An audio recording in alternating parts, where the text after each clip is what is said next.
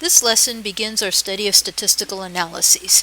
We have completed studying probability theory, and now we're going to use much of what we learned in probability theory as it pertains to helping us analyze data. We will start out by analyzing qualitative data. Qualitative data is non-numerical. That means it consists of categories.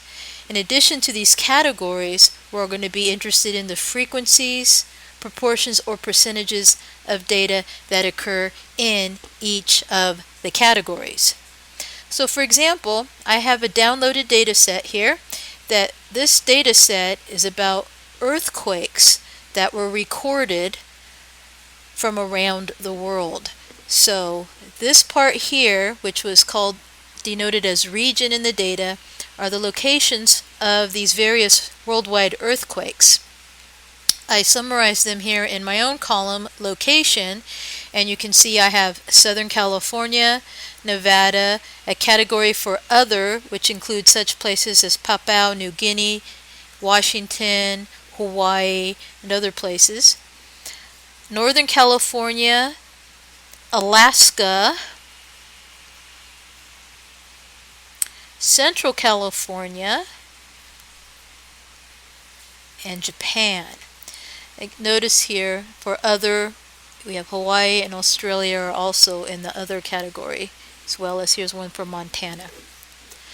So this data here, this location data, I took all that data and I put it on its own page here so I can see the data on the left, and I put it in order. I alphabetized it.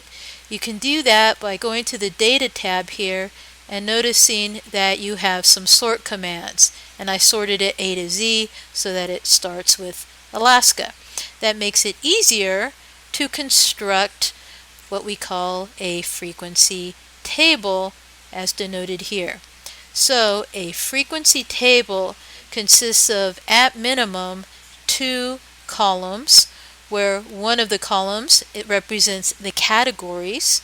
In this case, our category is location, and the second column are the frequencies associated with each category.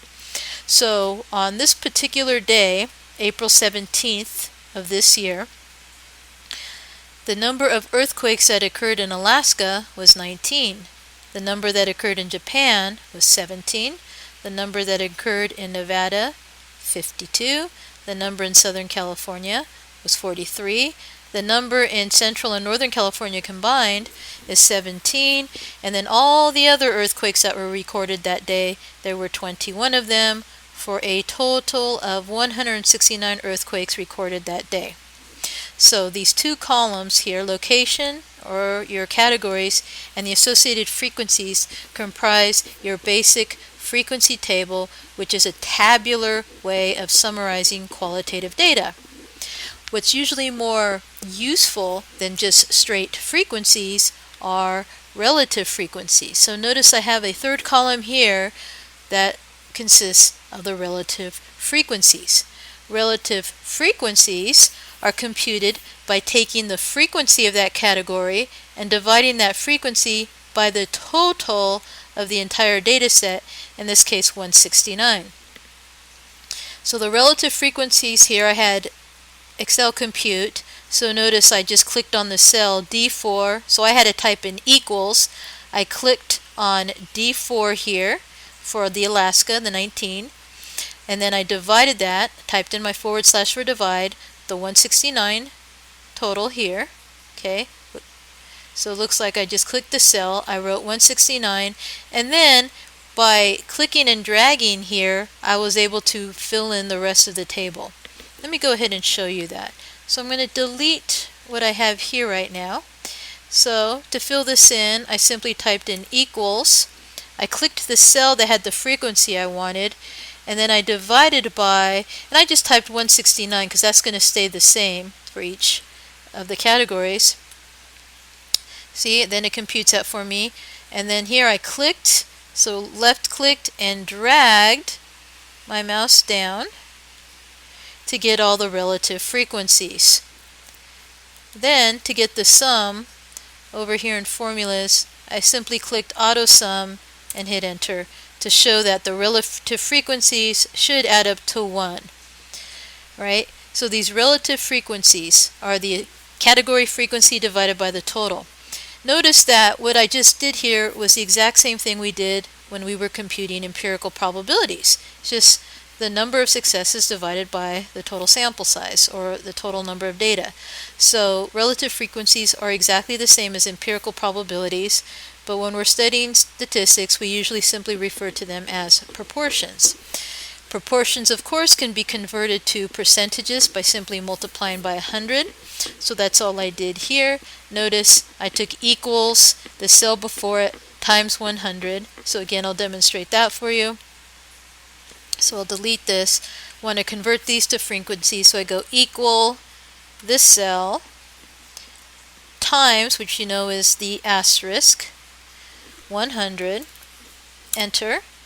There, it did it for me. And again, if I just put my cursor on this bottom right corner till it becomes a little plus sign, click and drag the mouse, then it does that to all the others where it changes the cell designation accordingly. The percentages should add up to 100, so I can go to auto sum, enter, and there's the 100 for all the percentages.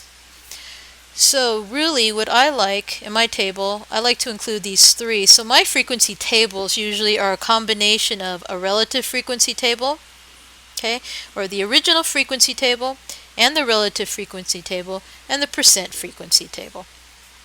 I like all three at once. So this is a nice tabular way of summarizing data. There are also two common graphical ways of summarizing qualitative data. The first of these is the pie chart. And we're all familiar with pie charts. That's when we get the circle or pie with the different wedges or pie slices corresponding to the different categories. So here I have my earthquake location, where my categories or the locations of the earthquakes are color-coded, and then the corresponding percentages are also typed right in there. So let me show you how this is constructed. So I'm going to go ahead and delete this table, and we are going to construct a pie chart from scratch. So first thing I have to do is highlight my frequency table. So notice I am highlighting the two columns, but not the total, because total is not a category, so don't highlight the total. But I did include my column headings, or my labels as Excel calls them, up here. Then I go to Insert, Pie Chart, and on the drop down menu I simply select the basic 2D pie. And this is the default pie for Excel. The white background, the multicolored wedges. To get the black background I had previously, notice up here on Chart Styles, underneath the Chart Tools and Design, I click here and all these different styles show up, and I had this one here with the black background but the multicolored wedges, and there it is. I can change the title. Right now it's telling us that this is all based on frequencies, but if I don't want to say that, I can type in the title such as earthquake location. I can even go back and modify this. So let's say I want to shorten this title, so I delete Sunday, and it shortens the title, giving me a larger chart. I can also change this to get the percentages right in the chart by going to Chart Layouts, and notice up here the first one, it tells you it has a title and it puts the percentages right into the pie. So if I click on that, there the categories are labeled right on the pie with the percentages, and so there's our pie chart. Another graphical way of representing data is with a bar chart. So here is an example of a bar chart, and notice how it looks sort of like a horizontal histogram. We have our categories here on the left, and this particular chart was made by using the percentages as the horizontal labels down here. And the lengths of the bars then showing you the percentages. So notice Nevada has that greatest percentage of earthquakes at about 31%. So let me show you how we construct this bar chart. So I'll go ahead and delete the bar chart from here, and we'll go to our frequency table, And as before, I will highlight these two columns, not highlighting the total since total is not a category, but including the column labels. Go to Insert, and this time we choose the bar chart. So click on the bar chart, and I just always choose the basic 2D simple bar. And here is the Excel default for our bar chart. Alright, and it's done with the frequencies. I can change the style on my bar chart just as I did on the pie chart. So up here again, Chart Tools Design, our styles. I'm going to go ahead and choose a black background again, so I'll choose this one here by clicking on it. There's the black background. I can change my title by just clicking in there and then typing. It's earthquake. I can even modify it. So here's the frequency bar chart. Suppose I didn't want frequencies, but I wanted to use the percentages like I had on the previous example before we created our own. So what I'm going to do is come up here and choose the Select Data button. Notice in this pop-up box we see that our horizontal or category axis has all our labels in there. Okay, Alaska, Japan, Nevada, and so on. And then over here on the left under the legend entries or the series is where we see the frequencies. Now I want to remove the frequencies and I want to replace them with the relative frequencies. So I'm going to add, actually not relative frequencies, percentages. So I'm going to change my series name to percentage, and then down here for the values I'm going to highlight all those percentages. Alright, click OK. But I don't know why it took away, notice here, it took away my horizontal categories, so we're going to need to edit that as well. So let's click Edit, and we will get our categories back. Okay, see, so there are categories back. Now it's percentages, that's what we want. Click OK, and here's the table I had at the beginning, where now I have the percentage written down here, labeled on the side rather than the frequencies. So that's how you can construct and modify or personalize your bar chart. So to summarize, qualitative data should always be tabulated in a frequency table or a relative frequency or percent frequency table, or all three as I've done here. And then it can be graphically summarized, most commonly with either the pie chart, as we did here, or the bar chart, as shown here.